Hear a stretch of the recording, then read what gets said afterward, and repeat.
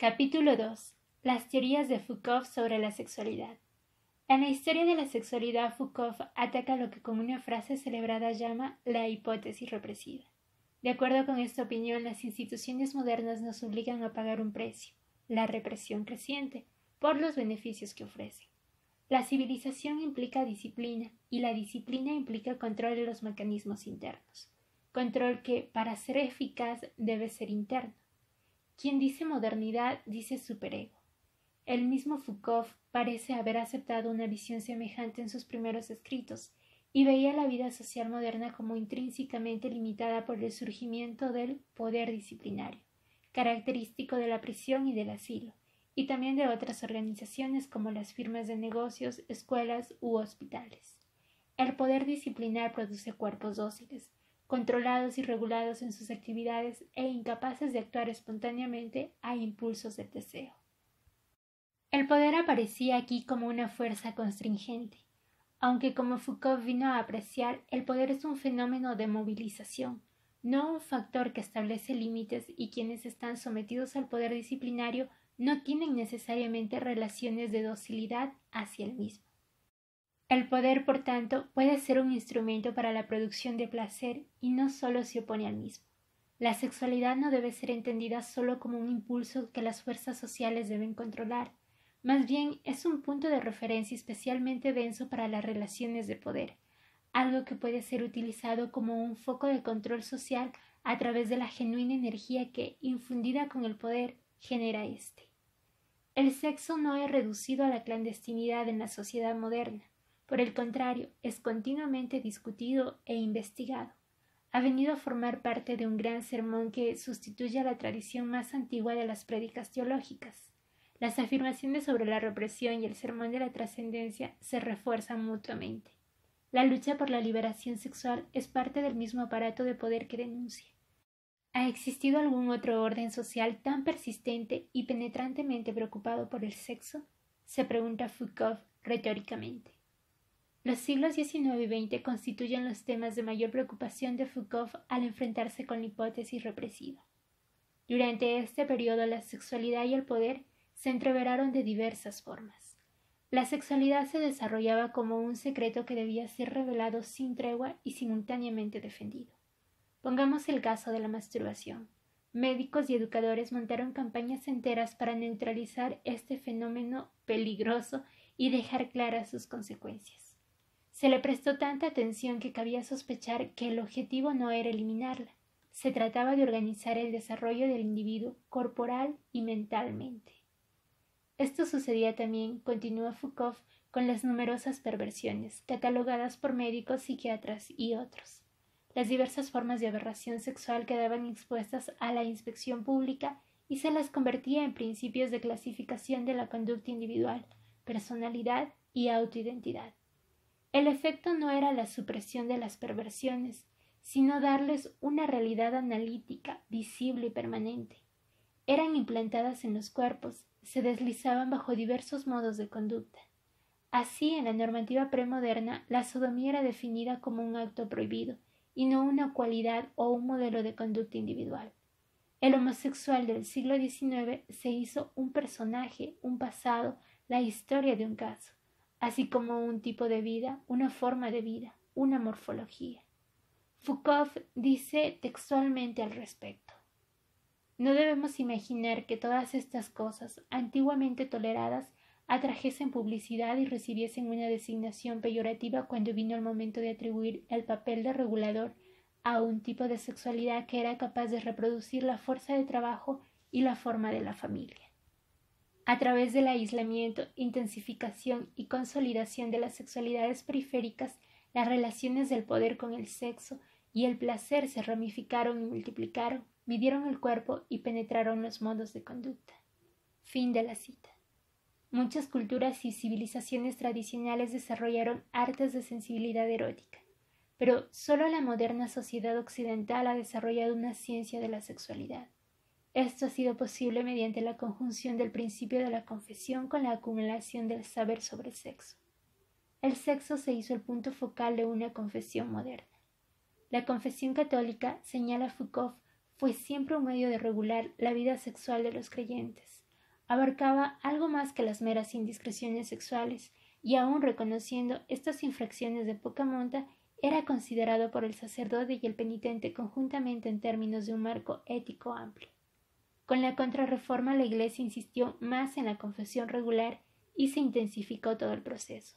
No solo los actos, sino también los pensamientos, las fantasías y los detalles concernientes al sexo debieron ser puestos a la vista y escrutados. La entre comillas carne que heredamos según la doctrina cristiana, que incluye cuerpo y espíritu conjuntamente, fue el origen próximo de la preocupación sexual moderna, el deseo sexual. En cierto momento, a finales del siglo XVIII, la confesión como penitencia se convirtió en la confesión como interrogación. Esto se canalizó en diversos discursos, desde la historia causística y el tratado científico hasta los panfletos escandalosos, tales como el anónimo My Sacred Life. El sexo es un, entre comillas, secreto, creado por textos que abjuran de él o lo celebran. El acceso a este secreto supone, según la creencia, desvelar la verdad. La sexualidad es fundamental para el, entre comillas, régimen de la verdad, característico de la modernidad. La confesión en sentido moderno es todo el conjunto de procedimientos por los que el sujeto se ve incitado a producir un discurso de la verdad sobre su sexualidad, que es capaz de tener efectos sobre el mismo sujeto. Encontrado en Michel Foucault, The Confession of the Flesh. Equipos de expertos, sexólogos y especialistas cualificados están listos para excavar en el secreto que han ayudado a crear. El sexo está dotado con poderes causales vastos y parece tener una influencia sobre muchas acciones diversas. El genuino esfuerzo en la investigación convierte el sexo en algo clandestino y resistente a una observación fácil. Como la demencia, la sexualidad no es un fenómeno que ya existe, que espera el análisis racional y la corrección terapéutica. El placer erótico se convierte en sexualidad cuando su investigación produce textos, manuales e investigaciones que distinguen la sexualidad formal de sus dominios patológicos. La verdad y el secreto del sexo se establecían por la persecución y la puesta a disposición de tales hallazgos. El estudio del sexo y la creación de discursos sobre él condujo en el siglo XIX al desarrollo de varios contextos de poder saber. Uno concernía a las mujeres. La sexualidad femenina fue reconocida e inmediatamente aplastada, tratada como el origen patológico de la histeria. Otro se refería a los niños. El hallazgo de que los niños eran sexualmente activos iba unido a la declaración de que la sexualidad de los niños era contraria a la naturaleza. Un contexto ulterior se refería al matrimonio y a la familia. El sexo en el matrimonio debía ser responsable y autorregulado, no exactamente confinado al matrimonio, sino ordenado en formas distintas y específicas. La contracepción era desaconsejada. El control del tamaño de la familia debía surgir espontáneamente de la prosecución disciplinada del placer. Finalmente se introducía un catálogo de perversiones y se describían modos de tratamiento de las mismas. La invención de la sexualidad para Foucault era parte de ciertos procesos distintos, involucrados en la formación y consolidación de las instituciones sociales modernas. Los estados modernos y las organizaciones modernas dependen del control meticuloso de las poblaciones en el espacio y en el tiempo. Este control se generaba por el desarrollo de una anatomía política del cuerpo humano. Las tecnologías de la gestión del cuerpo pretendían regular y también optimizar la capacidad del cuerpo. La anatomía política es a su vez un foco de un reino basado más ampliamente en el biopoder. El estudio del sexo, observa Foucault en una entrevista, es aburrido. Después de todo, ¿por qué alargar todavía otro discurso para incorporarlo a la multiplicidad que ya existe? Lo que resulta interesante es la emergencia de un aparato de la sexualidad, una economía positiva del cuerpo y del placer. Foucault se concentró más y más sobre este aparato en relación con el yo. Esto y sus estudios sobre el sexo en el mundo clásico ayudan a proyectar luz sobre cómo contemplar el asunto. Los griegos estaban preocupados por fomentar el cuidado de la identidad personal, aunque en una forma que era diametralmente opuesta al desarrollo del ego en el orden social moderno que, en su forma extrema, se concreta en el culto californiano del sí mismo. Entre estos dos extremos está la influencia del cristianismo. En el mundo antiguo, entre la clase superior al menos, El cuidado del yo personal se vio integrado en una ética de la existencia estéticamente cultivada. Para los griegos, dice Foucault, el alimento y la dieta eran más importantes que el sexo. El cristianismo sustituyó la idea clásica por la convicción de que hay que renunciar al yo. El yo es algo que debe ser descifrado, es la verdad identificada. En el culto californiano al yo narcisista se supone que se descubre la verdad genuina de uno para separarla de lo que puede oscurecerla o alienarla, para descifrar su verdad gracias a la ciencia psicoanalítica o psicológica. Cita de Michel Foucault en La genealogía de la ética. Sexualidad y cambio institucional. Sexualidad, como dice Foucault, es un término que aparece por primera vez en el siglo XIX. La palabra existía en la jerga técnica de la biología y zoología en 1800, pero solo hacia el final del siglo fue usada con el significado que tiene hoy para nosotros, el que describe el Oxford English Dictionary, la cualidad de ser sexuado o tener sexo. Fin de la cita. La palabra aparece con tal sentido en un libro publicado en 1889, cuyo tema era responder a la pregunta de por qué las mujeres están expuestas a enfermedades de las que el hombre está exento. La respuesta era la sexualidad femenina.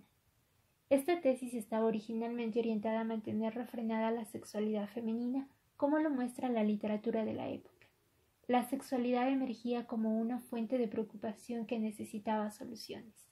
Las mujeres que anhelan el placer sexual son específicamente innaturales, como escribió un especialista médico. Lo que es condición habitual del hombre, la excitación sexual, es una excepción en el caso de la mujer. Fin de la cita. Stephen Hart, The Sexual Fix. La sexualidad es un constructo social que opera en campos de poder y no meramente un abanico de impulsos biológicos que o se liberan o no se liberan. Aunque no podemos aceptar las tesis de Foucault de que hay un camino más o menos directo de desarrollo desde la fascinación victoriana por la sexualidad hasta tiempos muy recientes, hay contrastes importantes entre la sexualidad como aparece en la literatura médica y efectivamente marginalizada aquí y la sexualidad como fenómeno cotidiano considerado por miles de libros, artículos y otras fuentes descriptivas de hoy. Además, las represiones de la era victoriana y las posteriores eran demasiado reales en algunos aspectos, como pueden atestiguar generaciones de mujeres, sobre todo. Es difícil, si no imposible, dar sentido a estos asuntos si permanecemos dentro de la posición teórica general que ha desarrollado Foucault, en la que las únicas fuerzas activas son el poder, el discurso y el cuerpo. El poder se mueve de formas misteriosas en los escritos de Foucault.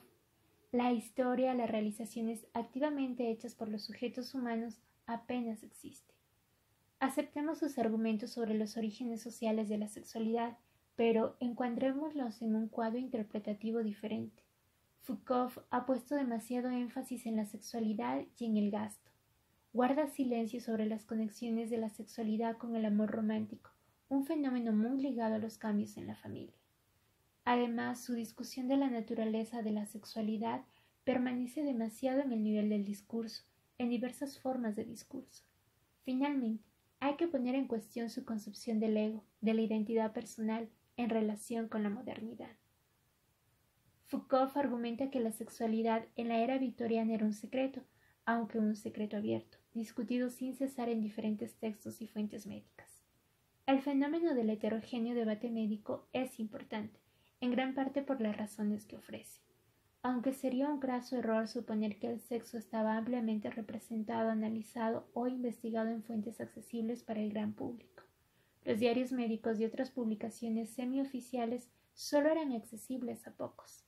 Hasta el final del siglo XIX la mayor parte de la población era analfabeta. El confinamiento de la sexualidad al campo de discusión técnico fue un modo de censura de facto. Esta literatura no estaba disponible para la mayoría, incluso de la población educada. Esta censura afectaba de forma tangible más a las mujeres que a los hombres. Muchas mujeres casadas no tenían de hecho conocimiento alguno sobre el sexo, salvo de las cosas que tenían relación con las indeseables urgencias masculinas que había que soportar. Una madre decía a su hijo unas frases que se han hecho famosas. Tras tu boda, querida, sucederán cosas desagradables, pero no te enteres de ella. Yo nunca lo hice. Citado por Carol Adams, Ordinary Lives, Londres, Virago, 1982, página 129. Amber Hollybaugh, una activista lesbiana, proclamaba en 1980 la necesidad de una manifestación clara de las mujeres para que revelasen deseos todavía no articulados. Decía: ¿dónde están todas las mujeres que no vienen espontáneamente y las que no quieren venir, que no saben lo que les gusta, pero pretenden encontrarlo? ¿Dónde las mujeres que hacen el papel masculino en una relación lesbiana o las del rol femenino? Y las que toman la iniciativa en la relación sexual con los tíos o practican el sadomasoquismo consentido, que se sienten más como maricas que como mujeres lesbianas, que aman los penes artificiales, la penetración, los vestidos, les gusta sudar, hablar vulgarmente, mirar cómo asoma la expresión de necesidad en las caras de sus amantes, que están confusas y necesitan experimentar en forma activa sus fantasías y piensan que la pasión homosexual masculina es ardiente. Fin de la cita. La fascinación por el sexo que siente Foucault aparece aquí en la exhortación extática de Hollybaugh, pero ¿puede, aunque solo sea en el estilo, haber algo más diferente de los tediosos textos médicos redactados por hombres que él escribe? ¿Cómo nos hemos movido de un punto a otro durante un periodo de más de un siglo? Si seguimos a Foucault, las respuestas a estas cuestiones podrían parecer sencillas.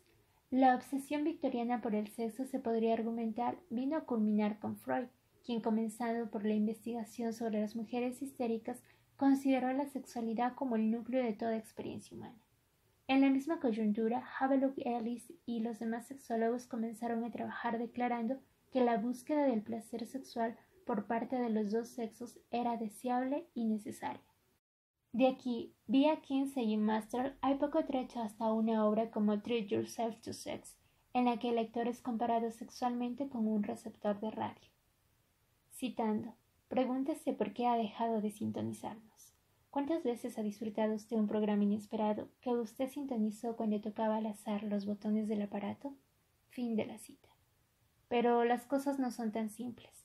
Para explicar cómo se han realizado estos cambios debemos alejarnos de un excesivo énfasis sobre el discurso y contemplar factores que están ausentes de los análisis de Foucault. Algunos conciernen a influencias a muy a largo plazo, mientras otros lo hacen a un periodo más reciente. Indicaré con brevedad las tendencias a largo plazo, aunque su importancia global sea fundamental, puesto que señalaron el escenario para las que afectaban a la última fase. Durante el siglo XIX, la formación de los lazos matrimoniales para la mayor parte de los grupos de población llegó a basarse sobre consideraciones diferentes de los juicios de valor económico. Las nociones de amor romántico, que tenían su arraigo principalmente en grupos burgueses, se difundieron por todo el orden social. Tener un romance se convirtió en un sinónimo de cortejar. Las novelas fueron la primera forma de literatura de masas. Las difusiones de los ideales del amor romántico fue un factor tendente a desligar el lazo marital de otros lazos de parentesco y a darles una significación especial. Esposos y esposas comenzaron a ser vistos como colaboradores en una empresa emocional conjunta. Esta tarea era más importante que sus obligaciones hacia los hijos. La casa vino a ser un medio diferente del trabajo, y al menos en principio se convirtió en un lugar donde los individuos recibían apoyo emocional, en contraste con el carácter instrumental del trabajo. Tuvo importantísimas repercusiones sobre la sexualidad el hecho de que las presiones para constituir grandes familias, característica virtual de todas las culturas premodernas, dejaran paso a las tendencias a limitar el tamaño familiar de forma rigurosa. Esta práctica, aparentemente una estadística demográfica, ponía el dedo en la llaga en lo referente a la sexualidad. Por vez primera, para una masa de población femenina, la sexualidad podía separarse del ciclo crónico de embarazo y parto. La contracción del tamaño de la familia fue tanto una condición histórica como una consecuencia de la introducción de los métodos modernos de contracepción.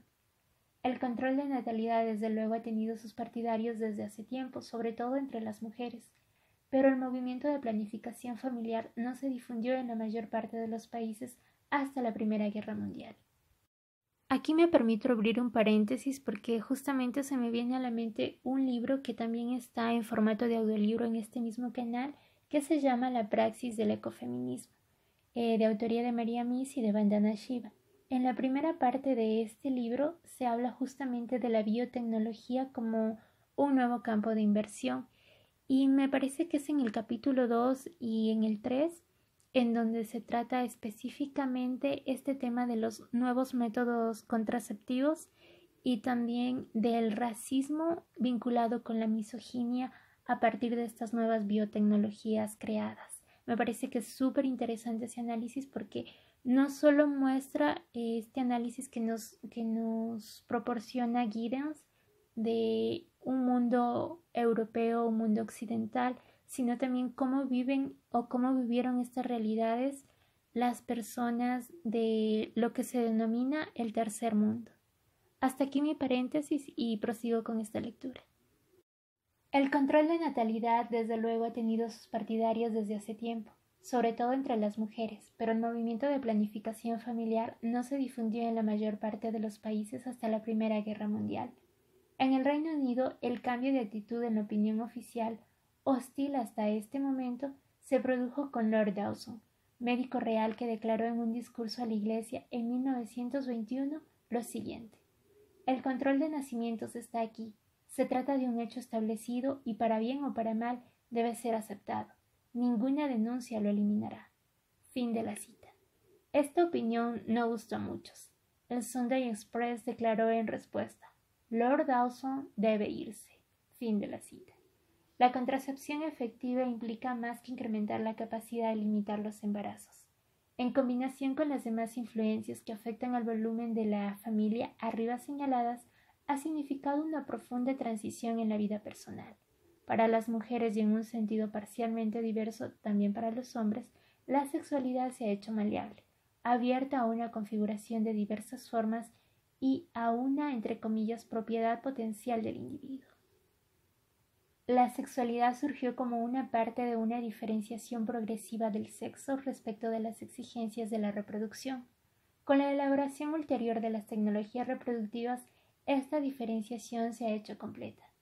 Hoy esta concepción puede ser artificialmente producida en lugar de ser artificialmente inhibida. La sexualidad es al fin plenamente autónoma.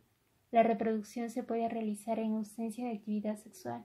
Se trata de una, entre comillas, liberación final por la sexualidad, que a partir de ahora puede convertirse plenamente en una cualidad de los individuos y de sus transacciones con los demás. La creación de una sexualidad plástica, separada de su integración ancestral con la reproducción, el parentesco y las generaciones, fue la condición previa de la revolución sexual de las pasadas décadas.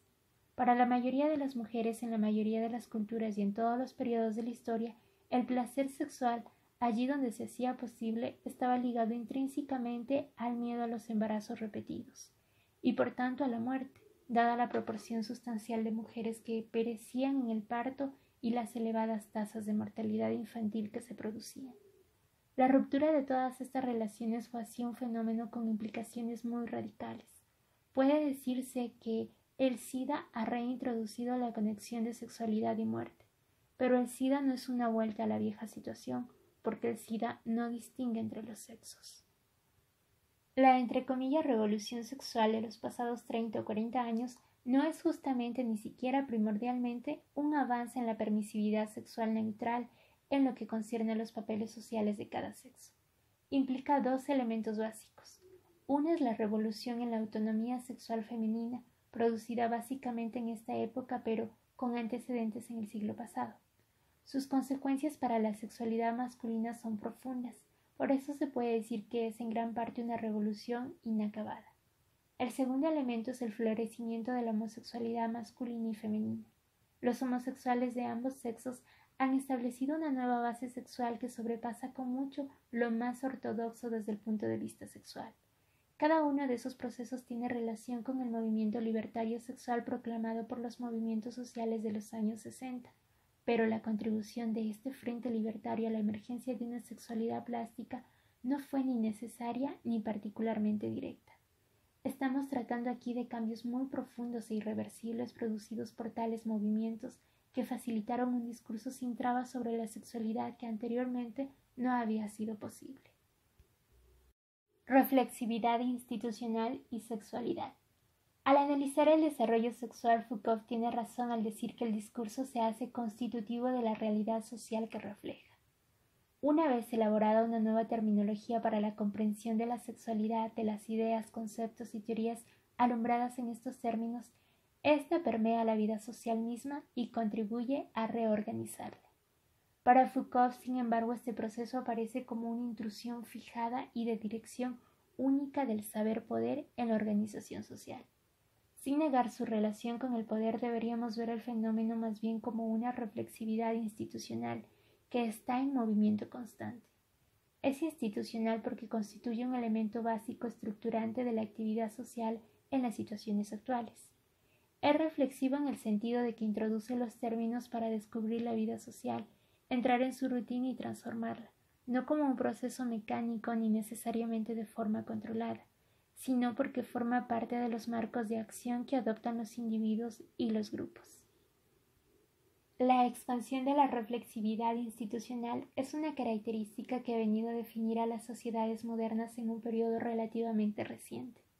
La creciente movilidad geográfica, los medios de comunicación de masas y un gran acúmulo de diversos factores han erradicado elementos tradicionales de la vida social que habían resistido mucho tiempo o se habían adaptado a la modernidad. La continua incorporación reflexiva del saber no solo acrecienta la brecha, sino que proporciona un ímpetu básico para los cambios que se producen, tanto en contextos personales como globales de acción. En el área del discurso sexual, aquellos textos que informan, analizan y comentan aspectos prácticos de la sexualidad tienen efectos más duraderos que los abiertamente propagandísticos que abogan por la búsqueda del placer sexual. Los informes de Kinsey, al igual que otros que le siguieron, pretendían analizar lo que sucedía en una región particular de la actividad social, tal y como pretende hacer la investigación social. Aunque desvelaron muchas cosas, también influyeron iniciando ciclos de reinvestigación y ulterior debate. Estos debates formaron parte de un amplio dominio público, pero también han servido para alterar las opiniones iletradas sobre los actos sexuales y sus implicaciones.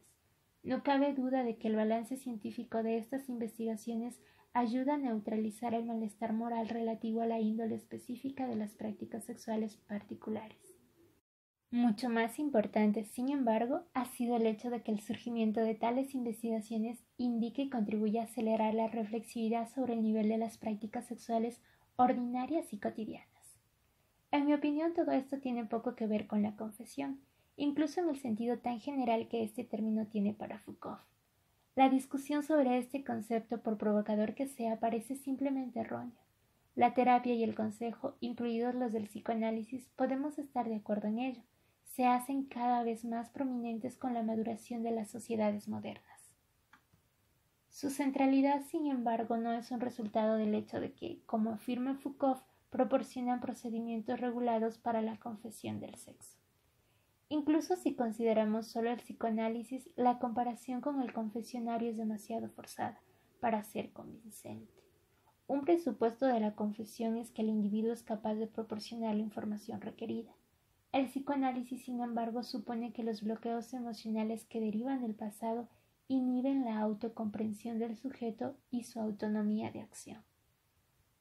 La interpretación que hace Foucault del desarrollo del ego en las sociedades modernas debe ser puesta en cuestión de una forma básica. En lugar de ver la identidad personal como construida por medio de una tecnología particular, debemos reconocer que la identidad del ego se hace muy problemática en la vida social moderna, especialmente en la época reciente. Rasgos fundamentales de una sociedad de elevada reflexividad son el carácter, entre comillas, abierto de la autoidentidad y la naturaleza reflexiva del cuerpo. Para las mujeres que luchan por lograr una liberación de los papeles asignados a cada sexo, la pregunta ¿quién soy yo?, que Betty Friedan describió como el problema que no tiene nombre, emerge a la superficie con intensidad particular. Lo mismo sucede a los homosexuales masculinos o femeninos. Aquí abro un paréntesis para comentar que la palabra correcta para designar esta categoría sería lesbianas, no homosexuales femeninos. Esto está invisibilizando, y sabemos que es por razones de misoginia, el lesbianismo de las mujeres. Hasta aquí mi paréntesis y prosigo con la lectura. Lo mismo sucede a los homosexuales masculinos o femeninos que cuestionan los estereotipos heterosexuales dominantes. La cuestión es la identidad sexual, pero no solo ella.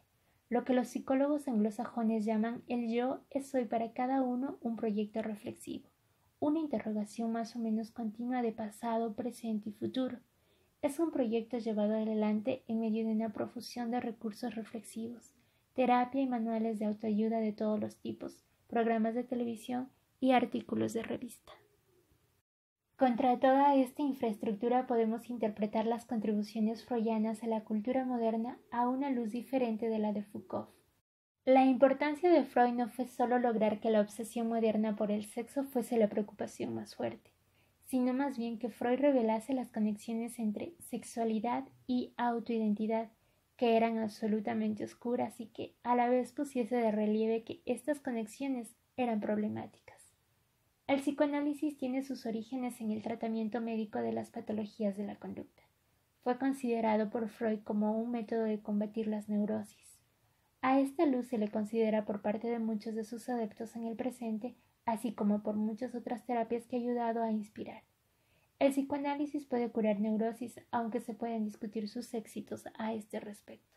Su importancia específica, sin embargo, reside en que proporciona una panoplia y un rico acervo de recursos conceptuales y teóricos para la creación de una narrativa reflexivamente ordenada del yo personal, de la identidad personal. En una situación terapéutica, sea del tipo psicoanalítico clásico o no, los individuos son capaces, en principio, de alienar su pasado con las exigencias del presente, consolidando una línea de la historia emocional con la que se sientan relativamente contentos. Lo que se aplica al ego se aplica al cuerpo. Este es lisa y llanamente, en cierto sentido todavía por determinar, el dominio de la sexualidad. Al igual que la sexualidad y el ego se ve muy invadido por la reflexividad, el cuerpo ha sido siempre adornado, mimado y a veces por la persecución de determinados ideales, castigado o maltratado. ¿Qué es lo que explica, sin embargo, nuestras preocupaciones por la apariencia del cuerpo y el control actual que difiere de un modo claro de preocupaciones más tradicionales? Foucault tiene una respuesta que se refiere a la sexualidad. Las sociedades modernas, dice, en contraste específico con el mundo premoderno, dependen de la generación de biopoder. Aunque esto es al menos una verdad a medias, el cuerpo se convierte en un foco de poder administrativo que debe estar seguro. Pero más que esto se convierte en una carrera visible hacia la identidad del ego y se ve crecientemente integrado en las decisiones sobre el estilo de vida que hace un individuo. La reflexividad sobre el cuerpo acelera de forma fundamental con la investigación de la dieta en su significado moderno, diferente desde luego del antiguo, algo que como fenómeno de masas solo data de varias décadas.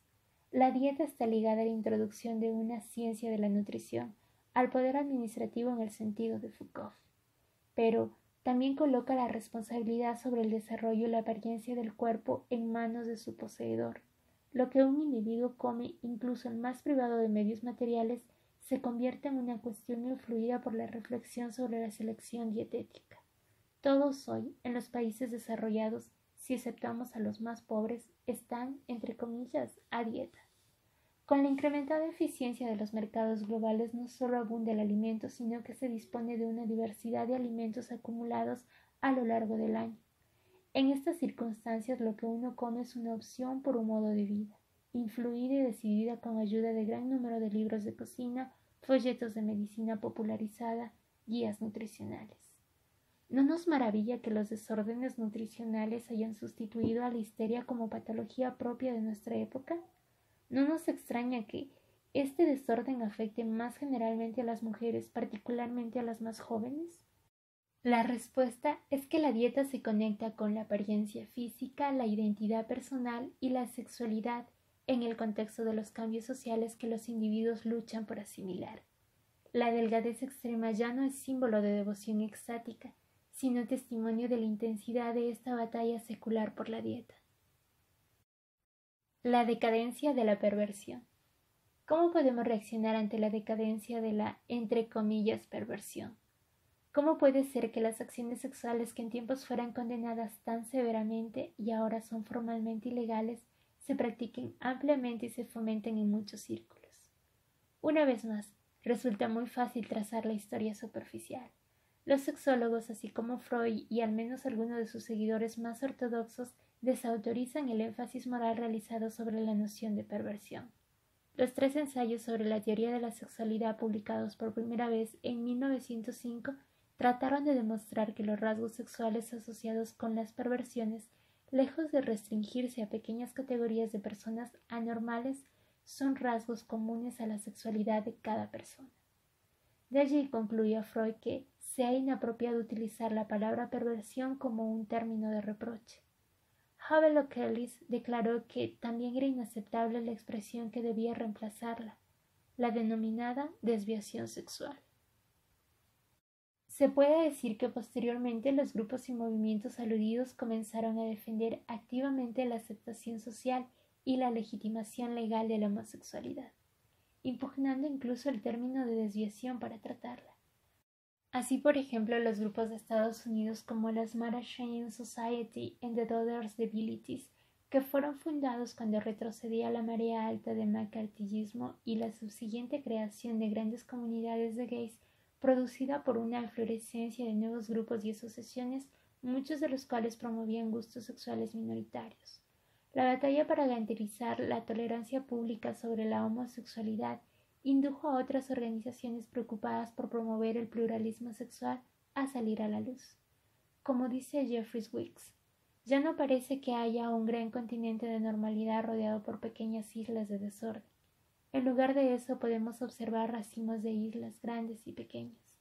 Han emergido nuevas categorías y minorías eróticas. Las más antiguas han experimentado un proceso de subdivisión en los gustos más sofisticados. Aptitudes y necesidades específicas vienen a ser la base de la proliferación de identidades sexuales. Fin de la cita. Dicho de otra forma, la diversidad sexual contemplada todavía por los grupos como perversión se ha trasladado de los cuadernos de la historia casuística hasta el mundo social de cada día.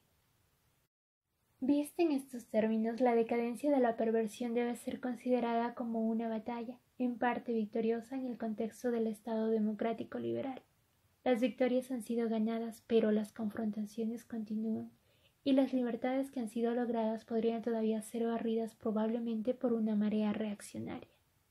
Los homosexuales todavía deben oponerse a prejuicios profundamente arraigados y con mucha frecuencia a una violencia clara.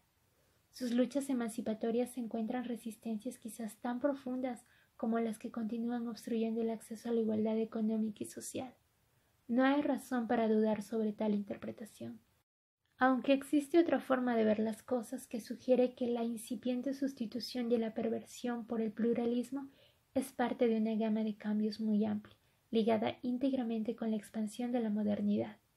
La modernidad va asociada con la socialización del mundo natural, la sustitución progresiva de estructuras y acontecimientos que serían parámetros externos de la actividad humana por procesos socialmente organizados. No solo la vida social misma, sino lo que solía ser considerado como naturaleza se convierte en algo dominado por sistemas socialmente organizados. La reproducción, que en cierta ocasión parte de la naturaleza, y la actividad heterosexual fue inevitablemente su punto local. Una vez que la sexualidad ha llegado a ser un componente integral de las relaciones sociales como resultado de los cambios ya discutidos, la heterosexualidad ya no es un modelo para juzgarla.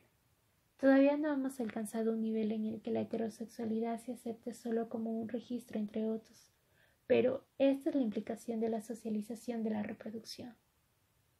Esta visión de la decadencia de la perversión no resulta incoherente con la otra opinión, ya que la tolerancia debe ser un principio rector del dominio público. Proporciona, sin embargo, una interpretación en la que la emergencia de la sexualidad plástica tiene un papel de primera importancia. Todavía he de decir muchas cosas sobre la sexualidad plástica en las páginas que siguen. Primero aludiré a lo que desprecia específicamente Foucault, la naturaleza del amor y en concreto el surgimiento de los ideales del amor romántico. La transmutación del amor es un fenómeno de la modernidad de análoga importancia a la emergencia de la sexualidad y se relaciona de forma inmediata con los temas de la reflexividad y de la identidad del yo personal.